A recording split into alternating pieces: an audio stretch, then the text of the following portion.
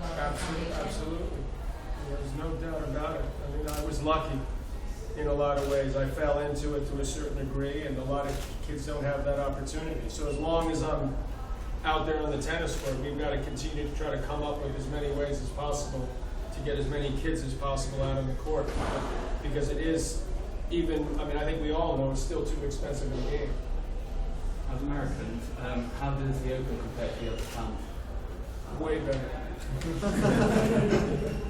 I grew up in New York, so I have the sauce, but I ball-boyed at the U.S. Open. But of course, Wimbledon was sort of this magical place that had this incredible look to it that I know as a kid, and Andre can speak to it as well, and just dreamed of trying to get over there. So they're all special in their own way. Those were always the two biggest to me.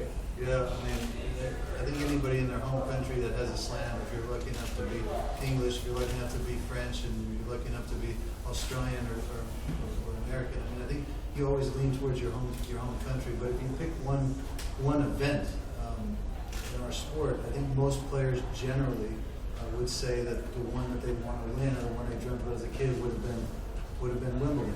And I think now, given the fact that the Olympics are being played at Wimbledon, maybe that enters the conversation as well.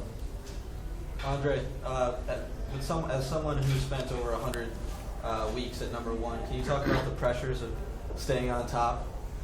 Well, yeah, certainly through my perspective, but you look at others like a Federer who just got to the number one ranking again, who's going to pass the all-time leading number one piece and number one.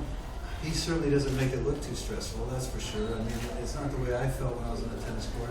When you're number two, when you're number three, there's a barometer, there's a tangible objective, and there's a way to know what it is you have to accomplish. But then when you're number one, really you just got to keep getting better with nobody sort of setting that bar, and it takes a whole different mindset to push yourself in the same way and not to be looking in the rearview mirror as guys are coming after you. So, I struggle with the game at every intersection. I struggle with it at every ranking.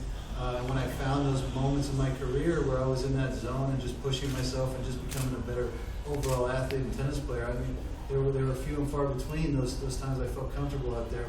But I managed to feel that maybe on one occasion being number one in the world. The rest of the series was just hard. It's just hard work to be the best in the world at anything. All right, thanks everyone. The hand gets to go hit. They'll be available after the match as well. Beat me down at the